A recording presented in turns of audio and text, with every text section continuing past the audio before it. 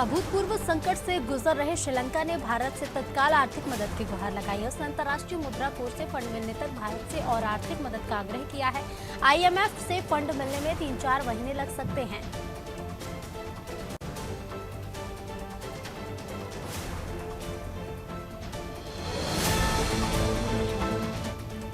एक बार फिर से इजराइल और फिलिस्तीन के बीच तनाव बढ़ गया है। रिपोर्ट के मुताबिक इजरायली पुलिस रविवार को यरूशलेम के पुराने इलाके में स्थित अल अक्सा मस्जिद परिसर में फिर से दाखिल हुई और क्षेत्र में मौजूद फिलिस्तीनियों को बाहर निकाल दिया। पवित्र स्थल तक यहूदियों को पहुंचाने के लिए हुई पुलिस कार्रवाई के बाद हुए संघर्ष में 17 फिलिस्तीनी घायल हुए। पाकिस्तान में भले ही नई सरकार का गठन हो गया हो, लेकिन सियासी खींचतान थमने का नाम नहीं ले रही है। आलम यह है कि सियासतदानों की ओर से मुल्क के गृह युद्ध की आग में झुलसने का अंदेशा जताया जा रहा है। पीटीआई के नेता फवाद चौधरी ने चेतावनी दी है कि देश गृह युद्ध की ओर बढ़ रहा है। अफगानिस्तान में तालिबान के कब्जे के बाद से हालात दिन ब दिन बिगड़ रहे हैं। तालिबान की सत्ता में आने के करीब 8 महीने बाद भी वहां से नागरिकों का पलायन जारी है। अफगानिस्तान के नागरिक देश से भागने के लिए खतरनाक कदम उठा रहे हैं और दूसरे देशों में शरण मांग रहे हैं।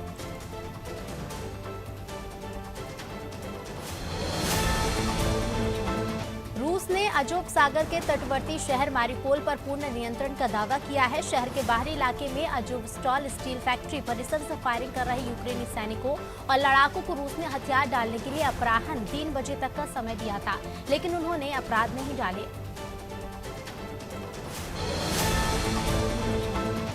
रूस ने नाटो को चेतावनी दी है कि अगर स्वीडन और फिनलैंड नाटो में शामिल होते हैं तो रूस यूरोप के बाहरी इलाके में परमाणु हथियार और हाइपरसोनिक मिसाइल तैनात कर देगा। सामरिक रूप से फिनलैंड रूस के लिए बेहद उपयोगी है। फिनलैंड और स्वीडन नाटो गठबंधन में शामिल होने को लेकर विचार कर रहे हैं। पाकिस्तान के प्रधानमंत्री शहबाज शरीफ ने अपने भारतीय समकक्ष नरेंद्र मोदी को पत्र लिखकर दोनों देशों के उद्देश्यपूर्ण संबंध की इच्छा जताई है, लेकिन कश्मीर राग अलापने से भी बात नहीं आए। इस पत्र में दोनों देशों के बीच सार्थक जुड़ाव पर जोर दिया गया है।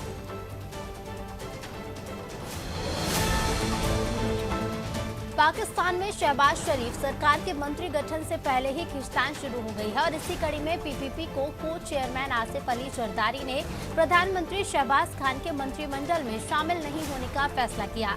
रिपोर्ट के अनुसार इमरान सरकार गिराने में प्रमुख भूमिका निभाने वाले जरदारी ने कहा कि उनकी पार्टी कोई मंत्रालय नहीं लेगी।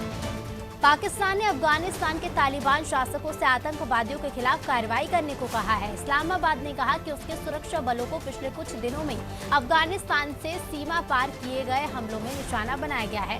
पाकिस्तान अफगानिस्तान सीमा पर हाल की घटनाओं के संबंध में विदेश मंत्रालय ने ये टिप्पणी की है।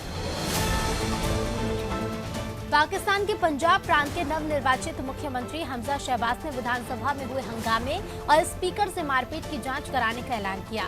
पूर्व प्रधानमंत्री इमरान खान की पीटीआई पार्टी के विधायकों ने डिप्टी स्पीकर दोस्त मोहम्मद मजारी पर लोटा फेंका था और बाल पकड़कर घसीटते हुए उनकी पिटाई कर दी थी। रूस यूक्रेन युद्ध ने दुनिया भर के देशों की चिंताएं बढ़ा रखी हैं, लेकिन इसी बीच चीन भी अपनी सैन्य ताकत को दिखाने में कोई कोर कसर नहीं छोड़ रहा है। दरअसल चीन ने विवादित क्षेत्रों में अपना नियंत्रण बढ़ाने के लिए अपने सबसे उन्नत लड़ाकू विमानों को भेजना शुरू कर दिया है।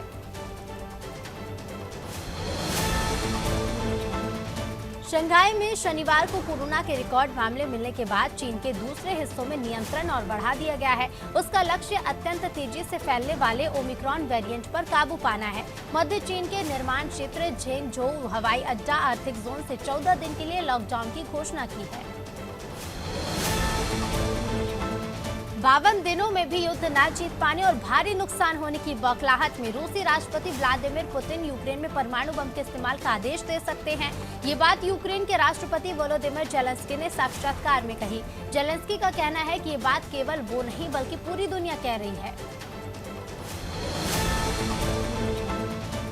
वर्तमान में जलवायु परिवर्तन एक बड़ी वैश्विक समस्या बन गई है। इसकी वजह से बढ़ रहा तापमान हर किसी को प्रभावित कर रहा है।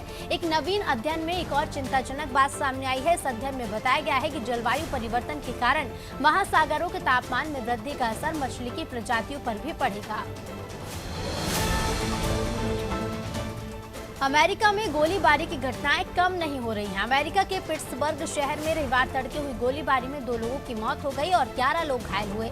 मामले की जानकारी देते हुए पुलिस ने कहा कि गोलीबारी शहर के नॉर्थ साइड में एक एयरबीएनबी प्रॉपर्टी में एक पार्टी के दौरान हुई।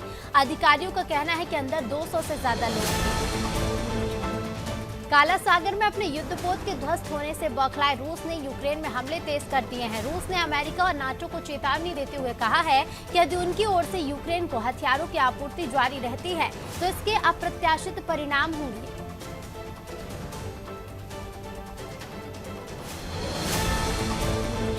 ट्विटर के अधिग्रहण को लेकर एलन मस्क किस शिद्दत से जुटे हैं, इसका अंदाजा इसी बात से लगाया जा सकता है कि अब वो उन निवेशकों से बात कर रहे हैं जो माइक्रो ब्लॉगिंग प्लेटफॉर्म को खरीदे जाने की प्रक्रिया में उनके साथ साझेदारी कर सकते हैं। साझेदारों के नामों का ऐलान अगले कुछ ही दिनों में किया जा सकता है। उत्तर कोरिया ने अपनी परमाणु हमला क्षमता को बढ़ावा देने के लिए डिजाइन किए गए एक नए प्रकार की निर्देशित मिसाइल का परीक्षण किया। बिना अपेक्षित सैन्य परेड के ही सरकारी वर्षगांठ गुजर जाने के बाद इस परीक्षण की सूचना दी गई है। उत्तर कोरिया इस मौके का इस्तेमाल विध्वंसक हथियार प्रणालियों को सामने लाने के लिए करता आया है। तालिबान ने अफगानिस्तान के खोस्त और कुनार प्रांतों पर हालिया हवाई हमलों करने के लिए पाकिस्तान को गंभीर परिणाम भुगतने की चेतावनी दी है। बता दें कि पाकिस्तान ने उत्तरी वजीरिस्तान में 2 आतंकी हमलों में अपने सैनिक खोने के बाद बीती रात ही अफगानिस्तान पर हवाई हमले किए हैं। यूक्रेन के विदेश मंत्री दिमित्रो कुलेबा ने मरियुपोल में हालात गंभीर और हृदय विदारक बताए और कहा कि वहां रूस के जारी हमले एक लाल रेखा साबित हो सकते हैं जिससे बातचीत के जरिए शांति पर पहुंचने के सभी प्रयास खत्म हो जाते हैं। कुलेबा ने कहा कि बंदरगाह शहर में मौजूद यूक्रेन की सेना के बाकी के कर्मियों और नागरिकों को असल में रूसी सेना ने घेरा है।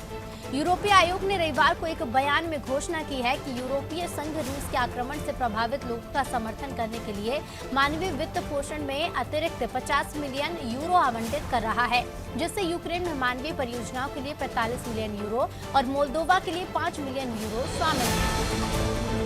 रूस ने यूक्रेन के मैरियुपोल शहर पर पूर्ण कब्जा होने का दावा किया। हालांकि यूक्रेन ने रूस के इस दावे को खारिज किया है। उधर यूक्रेन के राष्ट्रपति वोलोदिमिर जेलेंस्की ने कहा कि अगर रूसी सैनिकों ने हमारे सैनिकों को मारा तो दोनों देशों के बीच वार्ता की संभावना पूरी तरह से समाप्त हो जाएगी। उन्होंने कहा कि रूस की सेना सब कुछ बर्बाद करने का लक्ष्य लेकर चल रही है। यूक्रेन से वापस लौटे भारतीय छात्र और उनके अभिभावक आज नई दिल्ली में जंतर मंतर पर एकत्रित हुए, जहां उन्होंने सरकार से मांग की है कि इन छात्रों को भारतीय कॉलेजों में प्रवेश दिए जाने के लिए मदद उपलब्ध कराई जाए।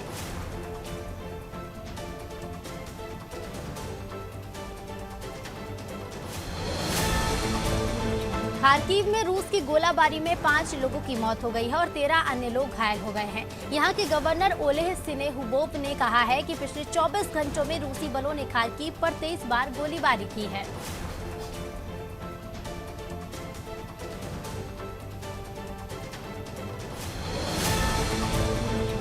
कैलिफोर्निया में समुद्र के किनारे अजीबोगरीब मछली दिखाई दी। ये कितनी खतरनाक लग रही थी कि इसे समुद्र तट पर देखकर लोग डर गए। लोगों ने इसे ड्रैकुला समझ लिया। इस मछली के मुंह के अगले हिस्से में 2 बड़े बड़े दांत हैं। इन्हें देखकर लगता है कि किसी भी चीज को फाड़ सकती है।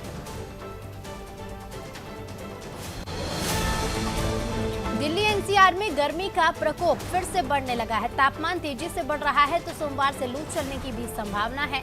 मौसम विभाग के मुताबिक 3 दिन तक राहत के कोई आसार नहीं है। इसके बाद पश्चिमी विक्षोभ की सक्रियता से तेज हवा चलने पर गर्मी से आंशिक राहत मिल सकती है। लाउड स्पीकर बुझाने के विवाद में विरोध का पहला कारण अनचाहे शोर यानी कि ध्वनि प्रदूषण को लेकर के है। सुप्रीम कोर्ट ध्वनि प्रदूषण पर रोक के मामले में दिए अपने फैसले में कह चुका है कि जबरदस्ती ऊंची आवाज यानी कि तेज शोर सुनने को मजबूर करना मौलिक अधिकार का हनन है। कुर्ला विधानसभा क्षेत्र से शिवसेना के विधायक मंगेश कुडलकर के घर शनिवार 17 अप्रैल को बड़ी घटना घटी। उनके 42 वर्षीय पत्नी रजनी कुडलकर की लाश नेहरू नगर के कुर्ला मुंबई में घर के पंखे से लटकती मिली। पुलिस ने मौके पर पहुंचकर शव को पोस्टमार्टम के लिए भेज दिया है। केंद्रीय रेल मंत्री अश्विनी वैष्णव ने शनिवार को बड़ी घोषणा की है। मध्य प्रदेश के विश्व प्रसिद्ध पर्यटन स्थल खजुराहो पहुंचकर उन्होंने यहां रेलवे स्टेशन का निरीक्षण किया। इस दौरान रेल मंत्री अश्विनी ने मध्य प्रदेश के छतरपुर जिले और दिल्ली के खजुराहो के बीच वंदे भारत एक्सप्रेस ट्रेन के संचालन की घोषणा की है। त्रिपुरा से एक दिल दहला देने वाली खबर सामने आई, जहां दक्षिण जिले के अंतर्गत लक्ष्मी चेरा इलाके में एक जंगली भालू ने 45 वर्षीय महिला पर हमला किया। हमला इतना हिंसक था कि महिला गंभीर रूप से घायल हुई है।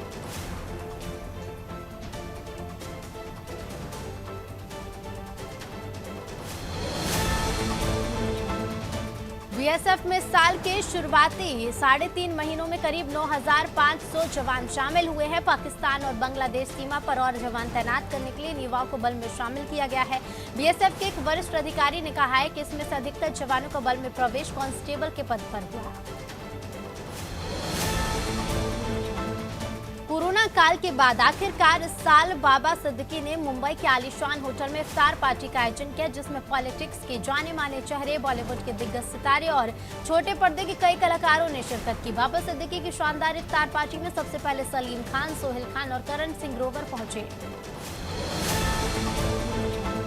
केरल पुलिस ने रविवार को कहा है कि पलक्कड़ जिले में पिछले कुछ दिनों में एक के बाद एक आरएसएस और पीएफआई नेताओं की हुई हत्या सुनियोजित साजिश का नतीजा है। केरल की खुफिया एजेंसियों ने आरएसएस और पीएफआई के बीच और टकराव होने की चेतावनी भी दी है।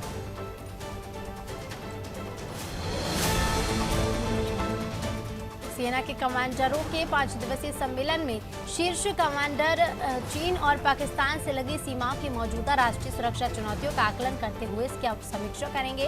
इसके साथ ही रूस यूक्रेन युद्ध के चलते वैश्विक कूटनीति और सामरिक रणनीति में हो रहे बदलावों पर भी मंथन किया जाएगा। नए सीडीएस की नियुक्ति के लिए सरकार सेवानिवृत्त और सेवारत दोनों अधिकारियों पर विचार कर सकती है। सूत्रों ने रविवार को यह जानकारी दी है। देश के पहले सीडीएस जनरल बिपिन रावत की पिछले साल 8 दिसंबर को हवाई दुर्घटना में मृत्यु के बाद से यह पद रिक्त है।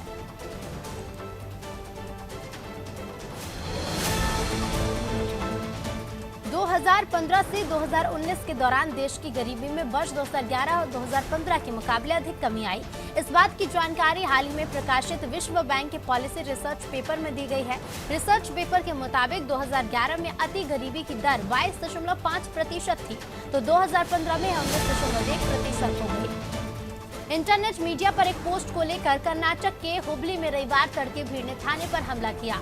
पुलिस के कई वाहन भी तोड़ दिए और पास के एक अस्पताल और मंदिर को भी नुकसान पहुंचाया है। उन्मादी भीड़ के इस हमले में 12 पुलिसकर्मी घायल हुए हैं। हुबली शहर में धारा 144 लगा दी गई है। उत्तर भारत में इस बार मौसम में गर्मी थोड़ा पहले आ गई है। इसका प्रभाव कई फलों के उत्पादन पर पड़ने की बात कही जा रही है, जिसमें हिमाचल में जहां सेब का उत्पादन कम होने के आसार हैं, तो वहीं उत्तराखंड में भी सेब और लीची का उत्पादन कम होने की बात कही जा रही है।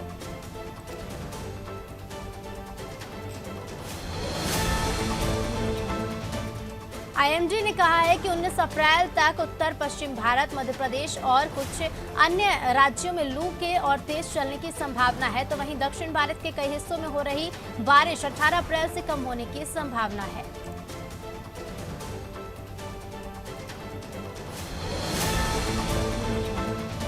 दिल्ली के जहांगीरपुरी हिंसा पर एमएनएस प्रमुख राज ठाकरे का बयान सामने आया। उन्होंने कहा कि मुझे लगता है कि इस तरह की बातों का ऐसे ही जवाब दिया जाना चाहिए, नहीं तो वो लोग नहीं समझेंगे। बता दें कि राज ठाकरे 5 जून को अयोध्या जाएंगे। वो अपनी अगली जनसभा 1 मई को औरंगाबाद में करेंगे।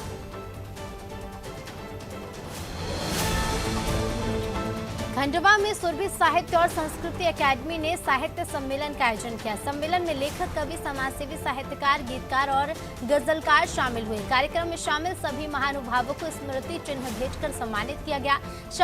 सम्मेलन में शारदा देवी जोशी, डॉक्टर ओम प्रकाश हयारण और राधेश्याम शास्त्री की पुस्तक दर्द का विमोचन हुआ है। बंटा के चील पहाड़ी में श्रीमद् भागवत कथा का आयोजन किया जा रहा है, जिसमें बागेश्वर धाम सरकार के धीरेन्द्र कृष्ण शास्त्री जी महाराज द्वारा भागवत कथा का आयोजन हो रहा है। भागवत कथा के चौथे दिन महाराज जी द्वारा दिव्य दरबार लगाया गया, जिसमें लोगों की समस्याओं का निराकरण भी हुआ।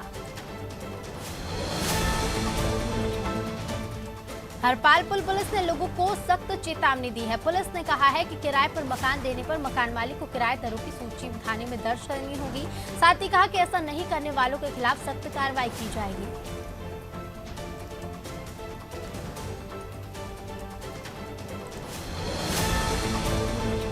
कटनी में मुड़वारा विधायक संदीप जायसवाल ने रक्तदान शिविर का आयोजन किया। इस दौरान 150 लोगों ने स्वेच्छा से रक्तदान किया। जानकारी के अनुसार विगत 5 सालों से लगातार रक्तदान शिविर का आयोजन हो रहा है। इस दौरान भारी संख्या में लोग रक्तदान करने पहुंचते हैं।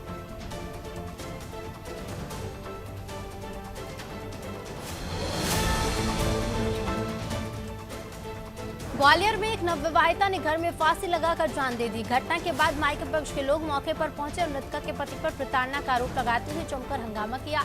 सूचना मिलते ही पुलिस पहुंची और शव को कब्जे में लेकर पोस्टमार्टम के लिए भेज दिया है।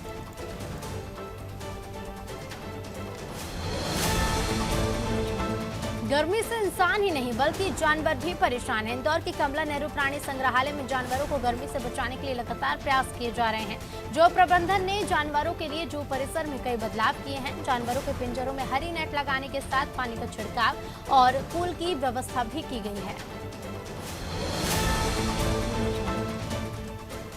सीतापुर में पुलिस अधीक्षक आरपी सिंह के निर्देशन में मिशन शक्ति अभियान चलाया गया, जिसके तहत एंटी रोमियो टीम ने महिलाओं को विमेन पावर लाइन, महिला हेल्पलाइन, मुख्यमंत्री हेल्पलाइन सहित कई हेल्प डेस्क के बारे में जानकारी दी और महिला उत्पीड़न की घटनाओं को लेकर जागरूक भी किया गया है। खटीमा से सड़क दुर्घटना का मामला सामने आया। हादसा खटीमा के झनकर क्षेत्र के हाईवे पर घटित हुआ, जहां तेज रफ्तार से आ रही ट्रैक्टर ट्रॉली अनियंत्रित होकर होटल में घुस गई। घटना सीसीटीवी में कैद हो गई है। हादसे में होटल पूरी तरह से क्षतिग्रस्त हो गया है। वहीं होटल के कारीगर और 2 लोगों को मामूली चोटें भी आई हैं।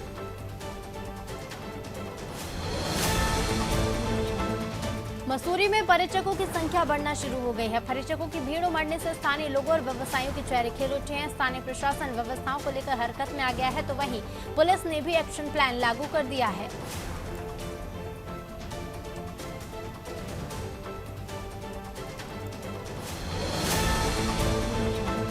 और मसूरी में खालसा और टर्बन अप की ओर से टर्बन डे हर्षोल्लास के साथ मनाया गया। इस दौरान पगड़ी बांधकर सेल्फी लेने का क्रेज युवाओं के सर चढ़कर बोलता दिखा।